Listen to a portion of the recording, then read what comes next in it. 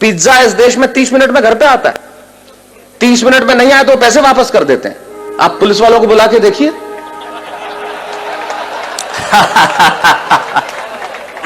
ये वो देश है जहां पे 8% में आपको कार का लोन मिलता है और 12% एजुकेशन लोन के देने पड़ते हैं। वाह वाह वाह वाह, बढ़िया बढ़िया। तब उस देश में इस तरह के आयोजन की आवश्यकता है जो आपने जुटाया है, तब इन कविताओं की जरूरत है। लेकिन बात तो वही है मित्रों, जैसा हम सब चाहते हैं, हर आदमी चाहता है कि मुझे, मेरे एक मित्र हैं संजय, उनकी बहुत बढ़िया पंक्तियां याद आती है इस अवसर पे। उन्होंने बहुत अच्छा कहा है कि कभी सलमान के बालों तो कभी कैटरीना के गालों पे मर गए। आज इस अवसर पे इससे बढ़िया पंक्तियां मुझे याद नहीं आती। क्या बढ़िया बात कहते हैं वो कवि कि कभी सलमान के बालों कभी कैटरीना के गालों पे मर गए, कभी चुंबन कभी चेहरे कभी चालों पे मर गए। ऊपर बैठ के भगत सिंह भी कहते होंगे, यार सुखदेव राजगुरु हम भी किन सालों के लिए मर गए। वाह वाह वाह वाह वाह वाह, क्या बात है क्या बात है क्या बात है, क्या वाह, बहुत अच्छा बहुत अच्छा बहुत अच्छा। शैलेश भाई एक बार फिर। तब इससे आगे की पंक्ति मैंने एक बात कही कि हमने याद रखा, हमने हमारे महापुरुषों को याद रखा, लेकिन हमारे महापुरुषों को कैसे याद रखा, एक पंक्ति में कहना चाहता हूं कि सपनों के झूले में हम सभी झूल जाते।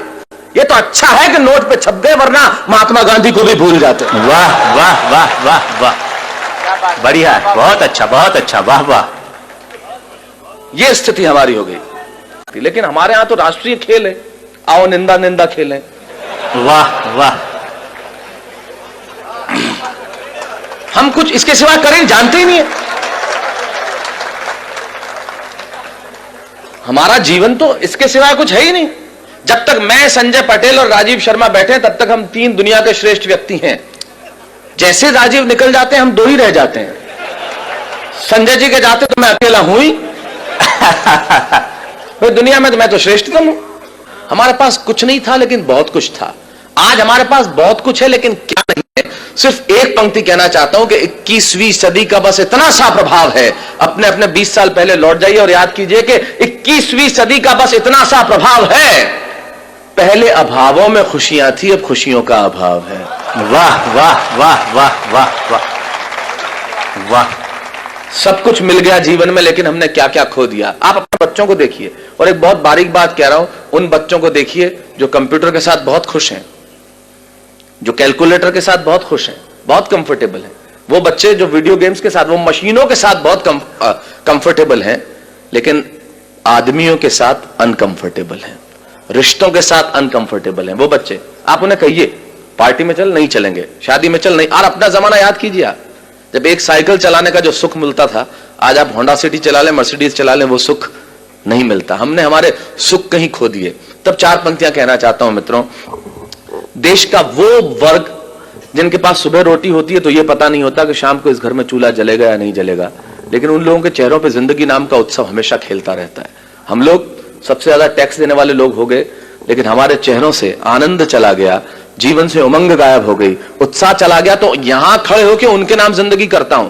वो मध्यम वर्गीय वर्ग जिन्होंने सुबह रोटी खाई तो ये नहीं पता कि शाम को होगी या नहीं होगी, लेकिन उन्होंने हमेशा सलाम किया, तब कहता हूं कि उनकी जिंदगी क्या है और हम क्या कर रहे हैं। सिर्फ 4 पंक्तियां कि उनकी जिंदगी आखिर है क्या। भूख, गरीबी, शोषण, वेदना, पीड़ा जिनका सच हो, तब उनकी जिंदगी क्या है कि सुबह ही सुबह मोहल्ले में पानी भरने के लिए जाना, सुबह ही सुबह मोहल्ले में पानी भरने के लिए जाना, फिल्मी गीतों को धार के साथ गुनगुनाना, दफ्तर में बैठ के यही सोचते रह जाना कि शाम को उस घर में वापस न जाना पड़े जहां मां खांसती हुई मिलेगी, मैं दवाई नहीं ला पाऊंगा। ऐसा है उनका कि सुबह ही सुबह पानी भरने के लिए जाना, फिल्मी गीतों को धार के साथ गुनगुनाना, दफ्तर में बैठ के यही सोचते रह जाना कि शाम को उस घर में वापस न जाना पड़े जहां मां खांसती हुई मिलेगी, मैं दवाई नहीं ला पाऊंगा। बच्चों के टूटे खिलौनों को कितनी बार जोड़ पाऊंगा, बीवी की फटी साड़ी में से झांकेंगे सपने, आखिर वही तो है अपने, भले ही हर दिन बोझ है और खुद पर उधार है, तू जैसी भी है जिंदगी मुझे तुझसे प्यार है, तू जैसी भी है जिंदगी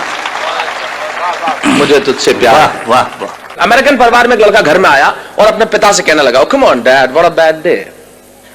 कम ऑन डैड, अमेरिकन परिवार में एक लड़का घर में आया और अपने पिता से कहने लगा, come on dad what a bad day, I just want to change my girlfriend. ये बेटा बाप से बात कर रहा है। Come on dad what a bad day, I just want to change my girlfriend.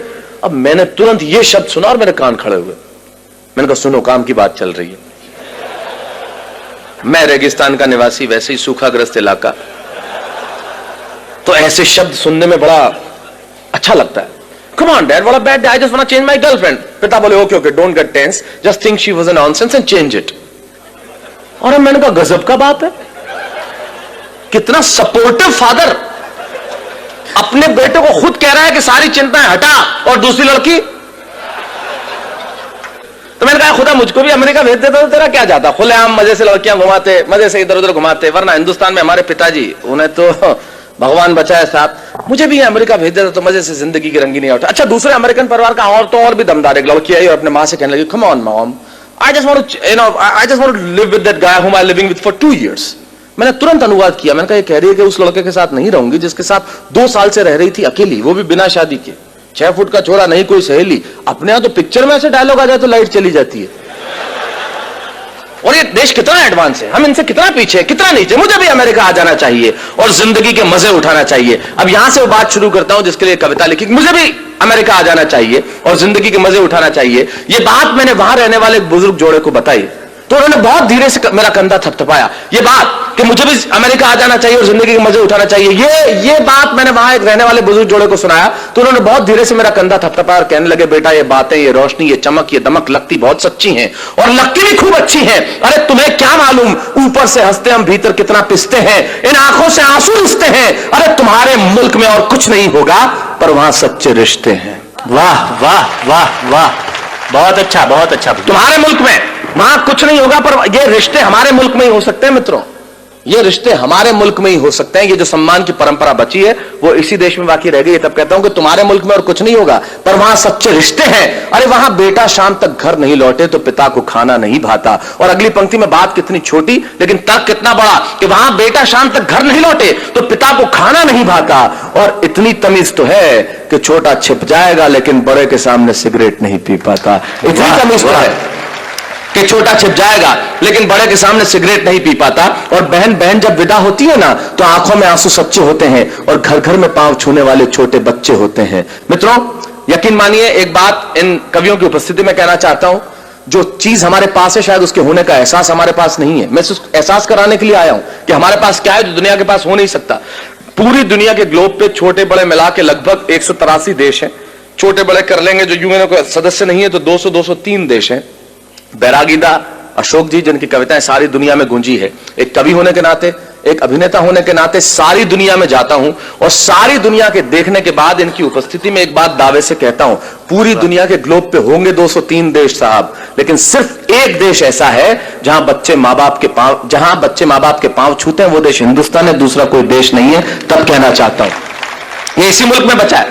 तब कहना चाहता हूं कि विदा होती है ना तो आंखों में आंसू सच्चे होते हैं और घर घर में पांव छूने वाले छोटे बच्चे होते हैं। ये बात सुन के मैं सोचने लगा कि बात में दोस्त दम है, हम तो सिर्फ हम हैं। अरे क्या नहीं है मेरे मुल्क में, भले आंखों में धुआं और चेहरों पे गुबार है, दिल्ली में लूली लंगड़ी सरकार है, जेब में कुछ पैसा उधार है, न चमक है न दमक है, न रोशनी है न बिल्डिंग है न कार है। मैं सारी चीजें स्वीकार करता हूं कि मेरे देश के पास नहीं है, लेकिन यकीन मानिए अगली पंक्ति में मैंने कविता नहीं लिखी। मैंने 125 करोड़ हिंदुस्तानियों के दिलों में बसने वाले एक शब्द को उठाया, उसे कलम की नोक पर रखा और पिरोता हूं आपके सामने और दावा करता हूं कि दुनिया भर के दौलत, दुनिया भर का वैभव तराजू के 2 पल्ले लीजिए और दुनिया भर का वैभव, दुनिया भर का यश, दुनिया भर की कीर्ति, दुनिया भर की समृद्धि तराजू के एक पलड़े में रख दीजिए और तराजू के दूसरे पलड़े में मेरे देश का सिर्फ एक शब्द जो आपके घर आंगन में और आपके दिलों में, ये शब्द सुन के अगर आपकी शिराओं में कहीं हिंदुस्तान बहता हो तो यहां से लेकर वहां तक मुझे बता देना कि मेरे देश के प्यास क्या है जो पूरी दुनिया के पास हो नहीं सकता। मैंने ये नहीं लिखा कि यहां सूरज सबसे पहले उगता है, मैंने ये भी नहीं लिखा